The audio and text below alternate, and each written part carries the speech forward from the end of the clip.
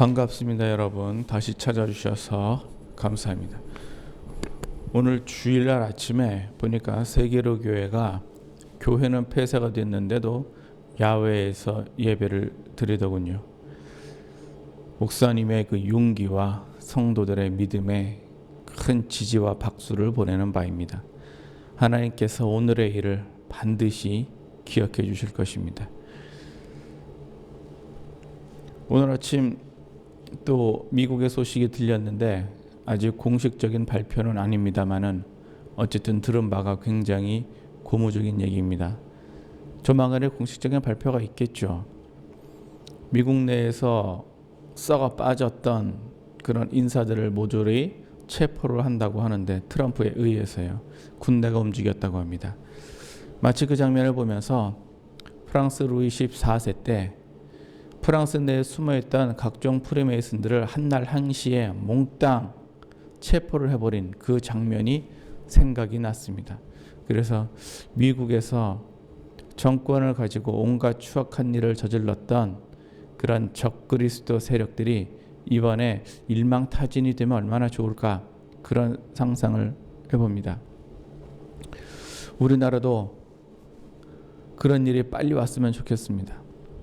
특히 이번 정권에 들어서면서 적폐 청산을 외치면서 친일파들을 많이 정리를 하는 그런 모습을 봅니다.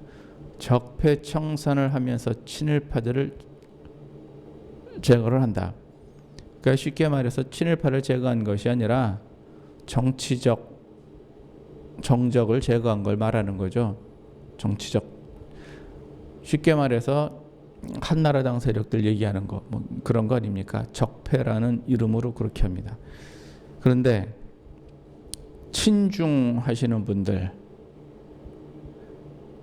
친중도 결국 적폐 아닙니까? 우리나라에서 말이죠.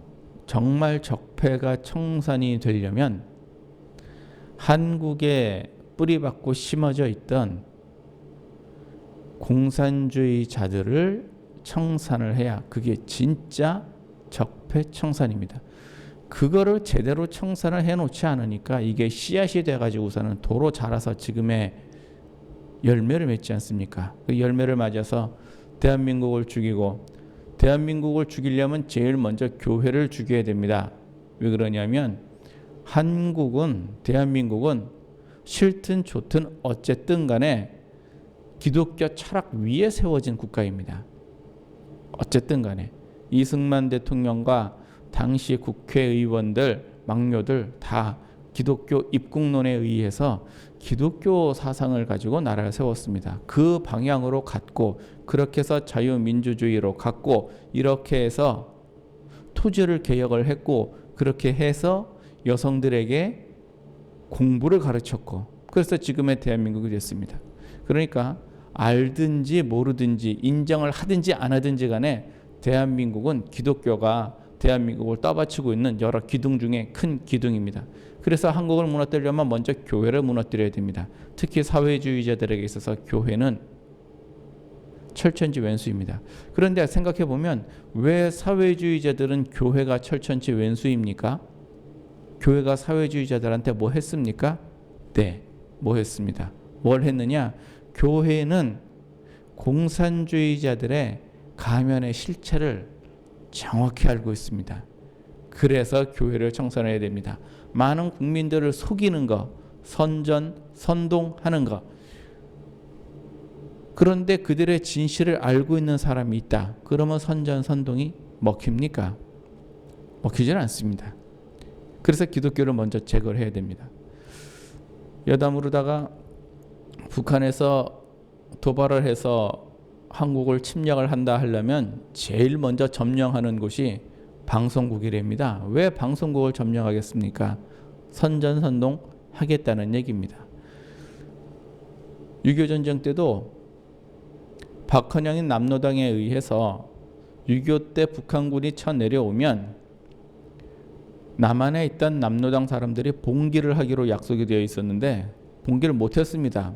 왜 못했냐면 이승만 대통령에 의해서 남한에 있던 남로당 사람들이 다 잡혀 들어갔습니다. 대부분 죽었지요.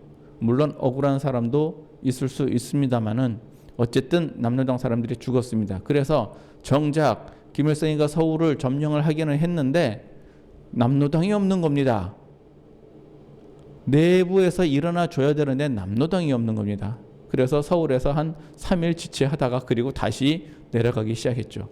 그런 걸로 봤을 때 지금의 우리나라, 만약에 이 사태에서 북한이 도발을 했는데 남한에서 내응을 했다. 이 굉장히 위험해지죠. 그런 차원으로 봤을 때 한 나라를, 대한민국을 굳게 세우기 위해서는 청산이 꼭 필요하겠습니다. 무슨 청산이냐? 공산주의 적폐 청산이 반드시 필요할 것 같습니다. 그리고 현 정권 지지하시는 분들도 지금은 생각을 좀 달리 하셔야 될 것 같습니다. 그 왜 그러냐 말이죠. 지금 우리가 알고 있는 그 민주당이 아닙니다. 우리가 알고 있는 민주당과 현 민주당은 좀 다릅니다. 현재 민주당에는 민주가 없습니다. 민주주의가 없으면서 맨날 국민을 내세워서 정권을 잡았습니다. 국민을 내세워 정권을 잡았는데도 지금 하는 걸 보니까 전 정권보다 더 못합니다. 부패해서 못하기도 하지만 능력도 없는 것 같습니다. 그래서 국민 여러분들께서도 현 정권을 지지하시는 것은 좀 생각을 좀 달리 하셔야 될 것 같습니다. 우리가 그 현 정권 지지하시는 분들에게 제가 말씀을 드리는 겁니다. 만약에 대한민국이 공산화가 되면 말이죠. 지금 사는 것보다 더 잘 살 것 같습니까? 만약에 대한민국이 정말 사회주의가 돼서 사회복지 뭐 이런 게 그쪽 방향으로 간다고 합시다. 토지 공개념하고 이 공유제하고 그러면 지금 사는 것보다 더 잘 살 것 같습니까? 어디 당원 여러분들한테 한번 물어보겠습니다. 자유대한민국에서 국민으로 사는 게 더 잘 살 것 같습니까? 아니면은 공산당 치하에서 당원으로 사는 게 잘 살 것 같습니까? 어디가 더 잘 살 것 같습니까? 어디가 더 자유로울 것 같고 어디가 더 풍요로울 것 같고 어디가 더 편안할 것 같습니까? 공산당 지지하시는 대한민국에 있는 좌파 여러분들 분명히 아십시오. 베트남이 북베트공에 의해서 공산화가 되었는데 제일 먼저 숙청 1호가 누구냐 하면은요. 자유민주주의 남베트남에서 공산주의를 지지하며 숨어있던 간첩들, 사회 불안을 조정하고 사회 분열을 조정을 하고 무기를 뒤로 빼돌리고 팔고 했던 남베트남에 있던 북베트남에 동조하고 북베트남에 협조했던 사람들. 그러니까 북베트남과 공산주의 입장에서 보면 그 사람들은 1등 공신입니다. 그런데 공산화 통일을 하자마자 제일 먼저 죽인 숙청 대상 1호가 바로 그 자기들 스파이였습니다. 동조자였습니다. 이유는 간단합니다. 자유의 맛을 본 사람은 진정한 사회주의자가 될 수 없다. 그게 그들의 이유입니다. 아니 지금까지 잘 이용해 먹었는데 1등 공신인데 그렇게 얘기할 수 있습니까? 그렇게 얘기해야죠. 왜냐하면 이제는 다 써먹었으니까 필요가 없다. 그렇게 얘기하고 죽이면 도덕성이 없지 않습니까? 여러분들도 마찬가지입니다. 대한민국이 공산화되고 나면 당신들은 살아남을 것 같습니까? 생각 좀 하세요. 생각 좀. 머리는 뭐 장식으로 달고 다닙니까? 가만히 앉아서 계산을 해보세요. 당신들 이용 가치가 없으면 그 다음에 어떻게 될 것 같습니까? 너무나 뻔한 이야기를. 토지 공개념 얘기도 마찬가지입니다. 토지를 국가가 다 소유를 한다고 합시다. 그러면 누구에게 땅을 나눠주겠습니까? 당원들에게 나눠주겠죠. 그러면 어떻게든지 좀 잘 살아보기 위해서는 어떻게 해야 될까요? 당에 가입을 해야 되겠죠. 즉 북한하고 똑같이 되는 겁니다. 지금의 북한의 체제와 똑같이 가는 겁니다. 지금은 물론 아닙니다. 그러나 저들이 주장하는 그 주장대로 계속 가다 보면 결국 거기까지 가게 됩니다. 당까지 가게 되지요. 그러면 아마 나머지 당은 살아남지 못할 테니까 결국 일당 독재 체제가 완성이 되겠네요. 시간이 지나면 지날수록 결국 그렇게 되지 않겠습니까? 이제는 우리가 좀 깨달아야 됩니다. 거짓말을 한다고 속으면 어떡합니까?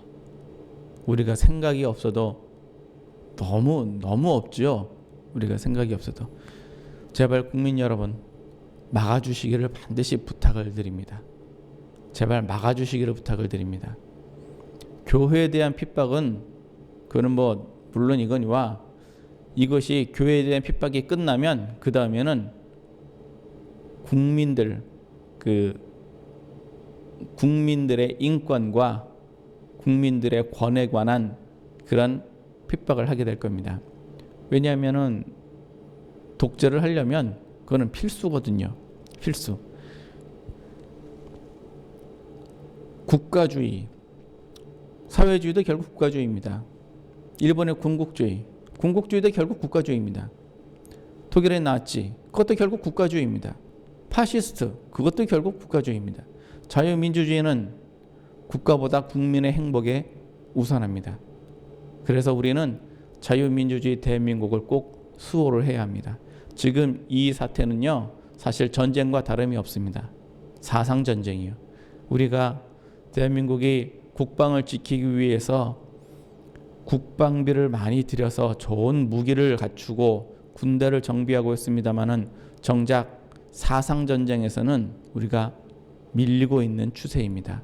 특히 북한은 핵 무력이 끝나고 나니까 더 이상 국방에 대한 그런 예산 지출보다는 이제는 사상전쟁으로 방향이 선회가 되었습니다. 핵무장이 끝나니까 이젠 너희들은 쳐들어오지 못할 것이다. 이렇게 정리가 됐으니까 이제부터는 쳐들어갈 궁리만 하고 있습니다. 평화하고 얘기하지요. 우리 대통령께서 그런 얘기하셨습니다. 안 좋은 평화가 좋은 전쟁보다 낫다. 근데요, 전쟁이라는 게 내가 하고 싶다고 할 수 있고 내가 하기 싫다고 안 할 수 있습니까? 임진왜란이 딱 그랬습니다. 전쟁을 얻어맞은 임금, 선조, 전쟁을 자초한 임금, 인조. 지금의 대통령들도요, 마찬가지입니다. 전쟁을 막을 수 있습니다. 어떻게 막느냐? 대비를 하면 됩니다. 대비를 하는 게 돈을 주는 것도 대비가 되겠지만 내가 상대방보다 더 강해지면 이것도 대비가 됩니다. 전쟁이라는 건 내가 하기 싫어도 쳐들어오면 해야 되는 게 전쟁입니다. 지금 상황은 어떻습니까? 북한의 신년사 보니까 한국과 미국한테 자기들한테 잘하면 우리도 잘하고 자기들한테 적대시하면 우리도 적대시하겠다. 이렇게 딱 얘기를 했어요. 그러면서 핵 잠수함 만들겠다고 그렇게 딱 선언을 합니다. 그랬더니 며칠 안 지나서 대통령께서 비대면으로다가 최고 거시기 만나겠다고 딱 그 얘기 합니다. 그 얘기는 북한에서는 달란 얘기고 한국에서는 주겠다는 얘기고 결국 그렇게 대선을 앞두고 평화 분위기를 또 조성을 하는 척 선전선동해서 다시금 정권을 이어가 보겠다. 이게 국민들 눈에 안 보일 것 같습니까? 이제 그만 정신 똑바로 차리시고요. 이제 더 이상 현 정권 지지해 주시면 안 됩니다. 국민들 여러분께 꼭 부탁을 드립니다. 감사합니다.